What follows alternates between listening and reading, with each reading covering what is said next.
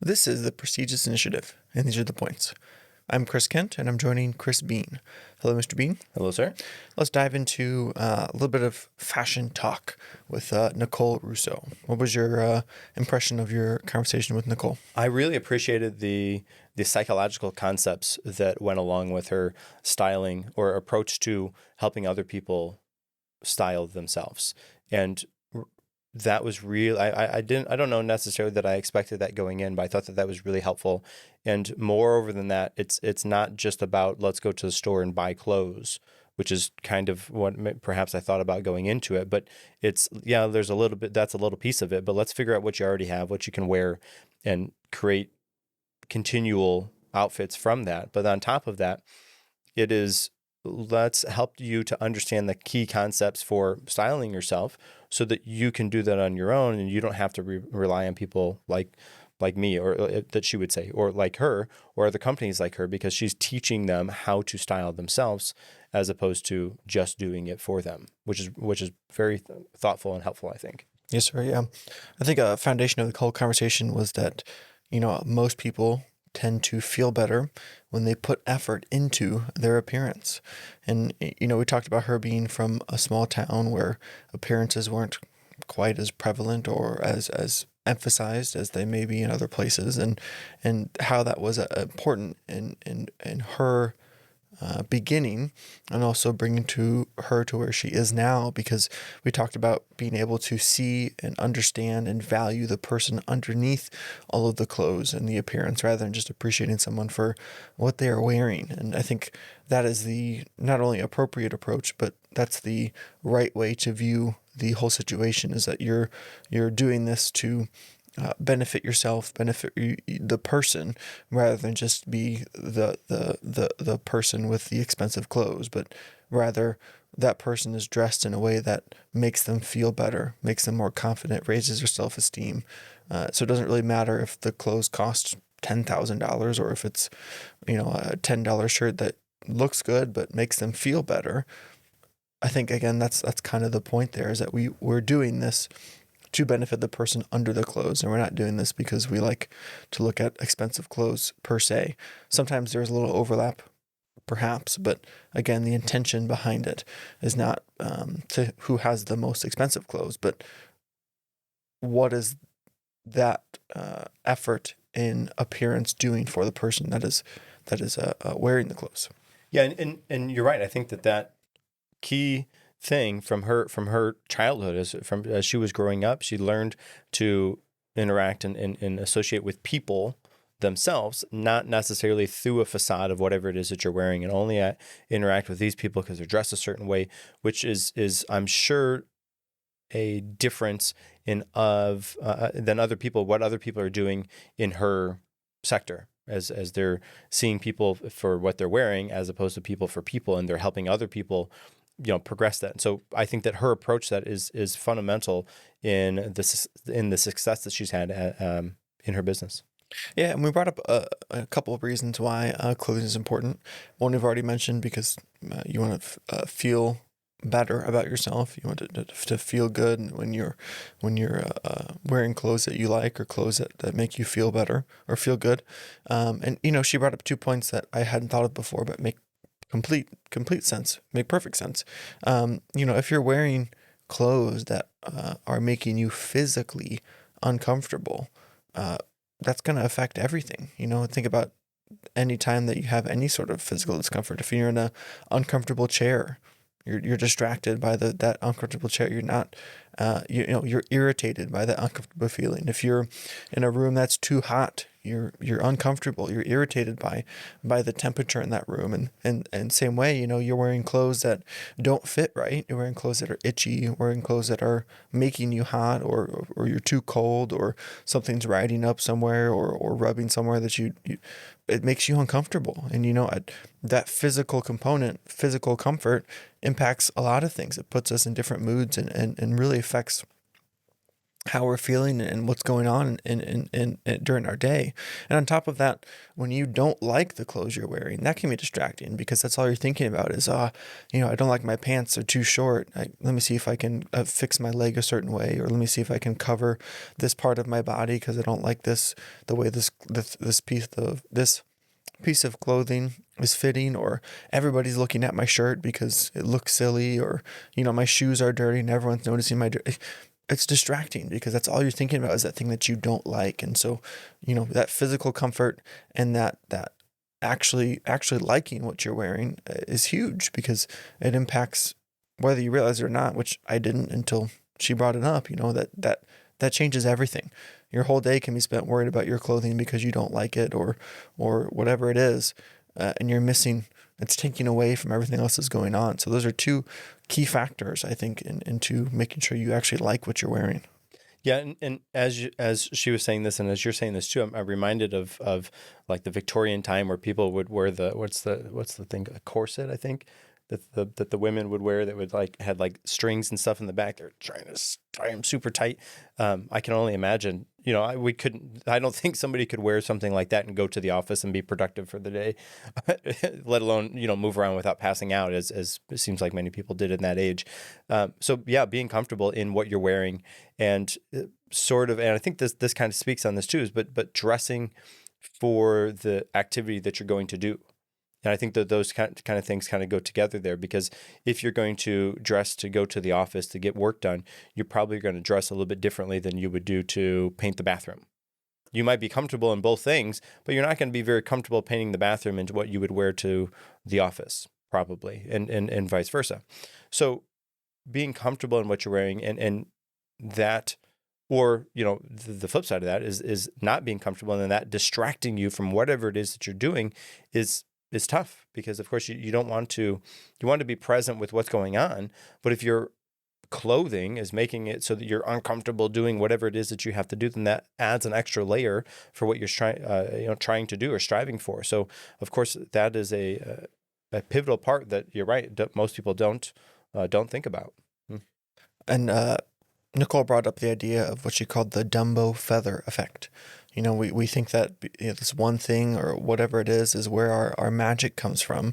But really the magic is within you, and you can use different tools, different things to kind of draw it out of you. We talked about innovating through small changes. We talked about maybe not changing your entire look, but adding an accessory, adding some jewelry, adding, colorful socks, or adding something like this, and making small changes here to kind of nurture that creativity, nurture that innovation, and become more comfortable with taking different steps toward dressing a certain way, or dressing a way that you might want to. And early on we talked as well about decision fatigue. You open your closet and there's tons of clothes in there. You can't really decide what to wear, and having to figure out, should I wear this, or what goes with this, and is this good with this, and that's gonna wear you out. And so you're gonna go back to those same old jeans, same old t-shirt, sneakers, whatever it is, and you might not be able to get that boost of confidence or energy or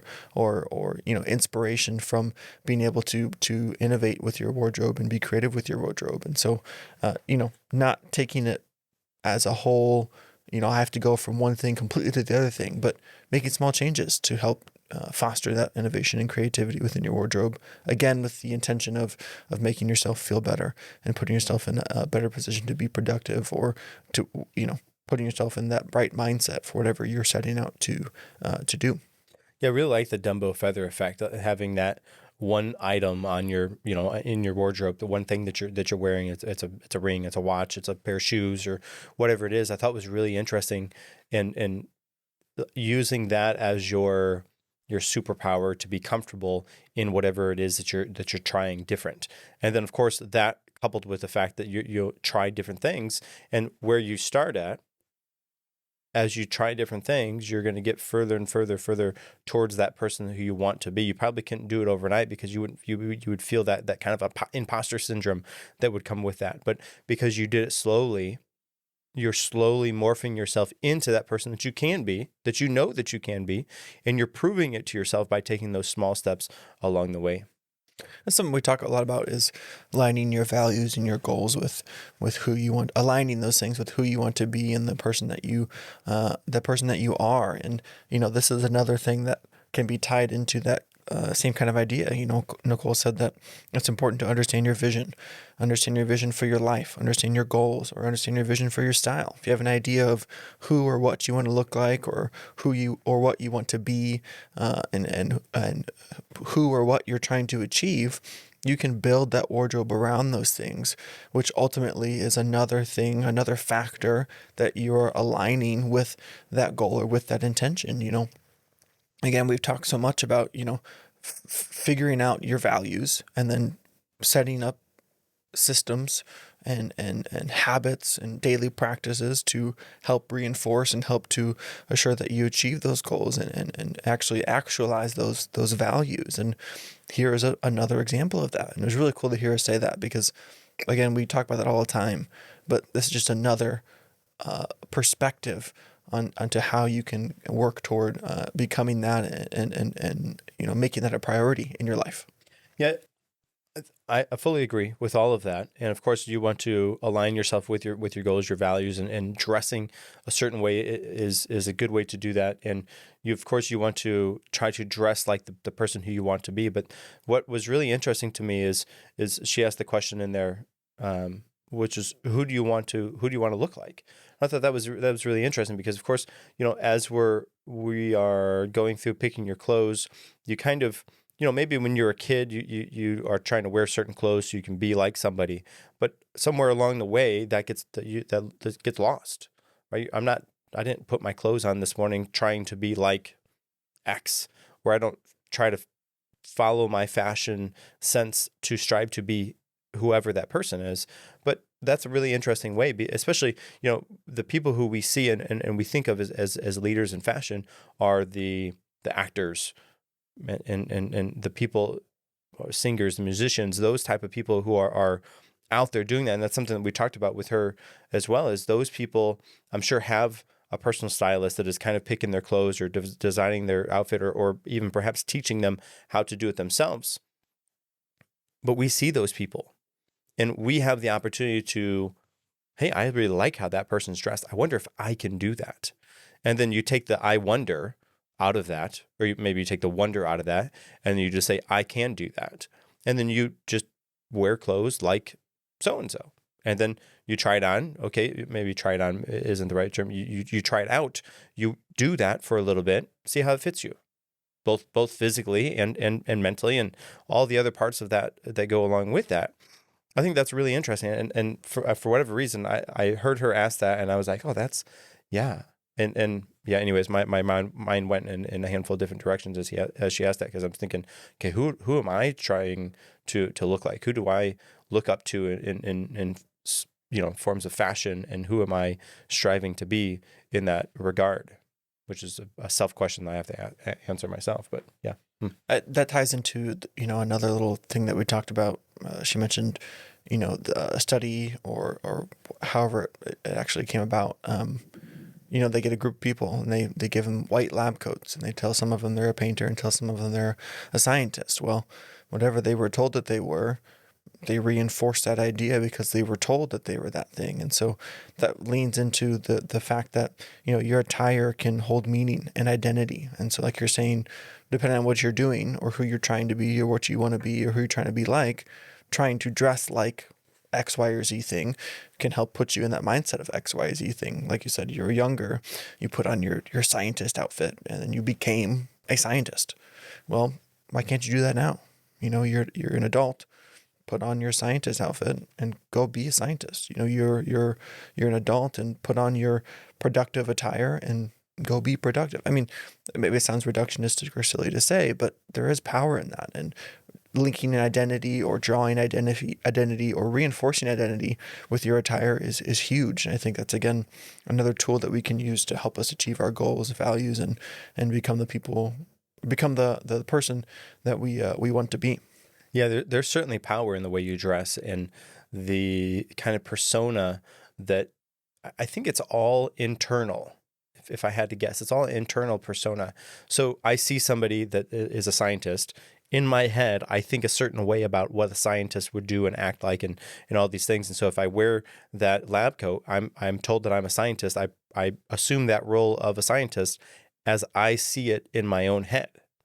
And I think because of that individual thought process that has to happen because it's in my own head, you can use that on anything. If you want to dress like a basketball player, if you want to be a basketball player, you're going to wear basketball clothes. Maybe basketball, that's not a very good example. If I wanted to feel more confident and feel like I can show up, let's say, for example, on the podcast and convey my thoughts and ideas and opinions in a way that is helpful and understanding for the listeners, for you, the listeners, and so that I feel good about them. Maybe I strive to dress like a college professor because that's the type of person that they are. In my head, those are the things they're doing. So if I dress more like that, then I can convey that to the people that I'm interacting with. And because of the clothes are matching my own concept and ideas and opinion about what that person is and does and acts like, then as I'm wearing the clothes, I can assume that identity in my head of that college professor to better convey the thoughts, ideas, and opinions.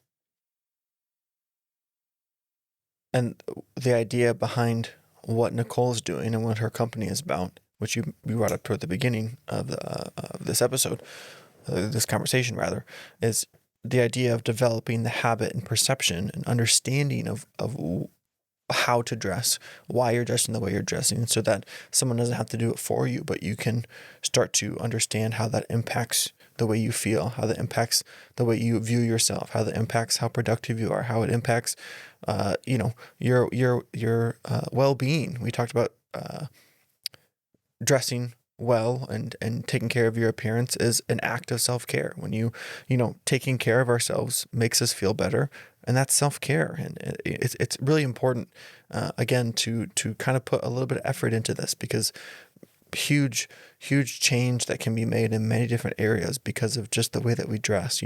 Something she said that I really liked is that we get dressed for certain occasions. Well, life is your occasion. So get dressed for life and get dressed to set yourself up for success, set yourself up for achieving your goals, for being productive, and use this as a great tool to put you in that right headspace, put you in that right mindset, really manipulate your mood into something that's going to be productive for you and be better for you in the long run. Yeah, and she kind of linked that with also dressing up 3 times. Dressing up, of course, everybody has their own different definition of that, and she talked about that. But dressing up, dressing for success, dressing up in your own terms 3 times a week, and 3 times because then if people expect you to do it 5, that's more than half, and so you're kind of on your way to making that more of a habit than not making a habit of that. So dressing up, in however that relates to you and you individually, was 3 times a week was really interesting. And I think that's something that most, if not everybody, could do, because we probably have the clothes in our closet somewhere. If we try them on and they fit, do it, go for it. Yeah. And dressing up 3 times a week, it seems like a pretty low bar that we could do that. It seems easy to do. And then using that, like the intention behind that of using that as an opportunity to create a habit of, you are the type of person who dresses up, then you see you see yourself as the type of person who dresses up because you do it 3 times a week, and the benefit that can have is profound. Yes, sir. Make sure you follow us on social media. You can find the podcast at Prestigious Pod. You can find me, Chris Bean, at Chris Bean Official. You can find me, Mr. Kent, at Mr. Chris R. Kent. And if you like our content and would like to subscribe to our email, you can do that via our social media or on the website. Make sure you also join our Discord for exclusive content and personal interactions. If you would like to be coached on how to live a more prestigious life by me, Chris Bean, you can do that by reaching out on one of my social medias or by emailing the podcast at prestigiousinitiative@gmail.com. Those are the points. Make sure you come back next week for even more points and another great conversation. Until next time, I'm Chris Kent. And I'm Chris Bean.